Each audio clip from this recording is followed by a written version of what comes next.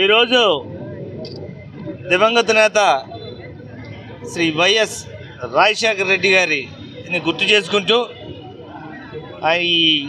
కార్యక్రమం సందర్భంగా శృంగవరపుకోట నియోజకవర్గంలో ఉన్న వైఎస్ఆర్ కాంగ్రెస్ పార్టీ నాయకులు కార్యకర్తలు అందరూ కూడా ఈరోజు ఈ కార్యక్రమానికి రావడం జరిగింది. అయితే ఈరోజు రాజశేఖర రెడ్డి గారిని ఎందుకు ఇంతగా ఈ రాష్ట్రం ప్రేమిస్తుంది, శృంగవరపుకోట నియోజకవర్గంలో ప్రజలు ఎందుకు ప్రేమిస్తూ ఉన్నారంటే, భారతదేశంలోనే ఈ దేశ చరిత్రలో ఎన్నడూ లేని విధంగా కని విని ఎరిగిన రీతిలో పేదలకి పెద్ద దిక్కుగా ఉన్న ప్రభుత్వం రాజశేఖర రెడ్డి గారి హయాంలో మనం అందరం చూసాం. అయితే రాజశేఖర రెడ్డి గారు ఇచ్చిన సంక్షేమ పథకాలన్నీ కూడా అంబేద్కర్ గారు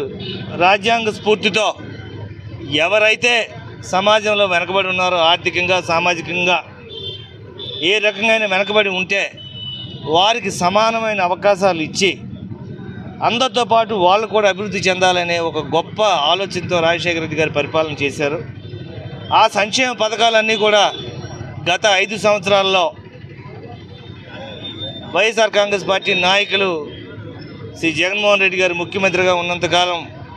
రాజశేఖర రెడ్డి గారి కంటే ఇంకా మెరుగైన సంక్షేమ పథకాలన్నీ కూడా ఇచ్చి ఈరోజు శృంగవరపుకోట నియోజకవర్గంలో ప్రజలందరూ కూడా ఒక్కసారి వెనక్కి ఆలోచిస్తే సుమారుగా 1000 కోట్లకు పైగా సంక్షేమ పథకాల ద్వారా మన నియోజకవర్గంలో ప్రజలకు ఇచ్చారు. సుమారుగా 85 నుంచి 89% ప్రజలకి కుటుంబాలకి పథకాలు అందాయి. అయితే ఈరోజు కొత్తగా వచ్చిన కూటమి ప్రభుత్వం సూపర్ 6 అని ఇంకా మెరుగైన సంక్షేమ పథకాలు ఇస్తాయని చెప్పి హామీ ఇవ్వటం, ఇంకా ఎక్కువ సంక్షేమం అందుతుందని ప్రజలకు అవకాశం ఇచ్చారు కూటమి ప్రభుత్వానికి. కూటమి ప్రభుత్వం కూడా రాజశేఖర రెడ్డి గారు ఇచ్చిన పరిపాలన, అదేవిధంగా అంబేద్కర్ గారు రాజ్యాంగ స్ఫూర్తితో ఆ పథకాలన్నీ కూడా ప్రజలకు అందిస్తారని చెప్పి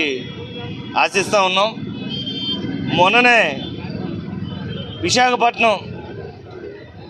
జిల్లా స్థానిక సంస్థల ఎమ్మెల్సీ అభ్యర్థిగా పెద్దలు శ్రీ బొత్స సత్యనారాయణ గారిని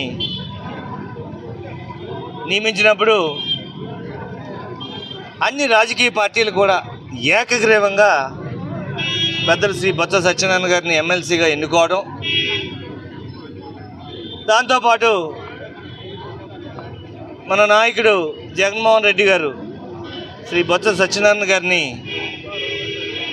శాసన మండలిలో ప్రతిపక్ష నాయకుడిగా నియమించడం, ఆ నియమించిన తర్వాత మన పెద్దలు శ్రీ బొత్స సత్యనారాయణ గారు మనం చెప్పిన అంశాలన్నీ మనం అందరం కూడా ఒకసారి గుర్తు తెచ్చుకోవాలి. ఏకగ్రీవంగా అవకాశం ఇచ్చారు అంటే విశాఖపట్నం మన ఈ ప్రాంతం అంతా అభివృద్ధి చెందాలనే ఆలోచనతో అందరూ ఇచ్చారు. కాబట్టి ఈ కూటమి ప్రభుత్వం ఈ సంక్షేమ పథకాలన్నీ ఏమైతే చెప్పారో ఆ సూపర్ 6 పథకాలన్నీ కూడా ప్రజలకు అందించడంలో మా తరపు నుంచి ఏమైనా సహాయం కావాలంటే తప్పనిసరిగా చేస్తామని, ఈరోజు ప్రజలకు సంక్షేమం అంటే అది రాజకీయం కాదు, ప్రజలకు మంచి జరగాలనే ఉద్దేశంతోనే అందరం పనిచేస్తున్నాం. ఈరోజు ఆ పథకాలు ఏవైతే ఉన్నాయో అవన్నీ ఇస్తారని, దేవుడి ఆశీస్సులు ఉంటాయని మనం కోరుతా ఉన్నామని మంత్రి గారు ఏ విధంగా అయితే చెప్పారో, మన నియోజకవర్గంలో కూడా ఈరోజు వైఎస్ఆర్ కాంగ్రెస్ పార్టీ కార్యకర్తలు అందరూ కూడా ఈ నియోజకవర్గ ప్రజలకు మంచి జరగాలని,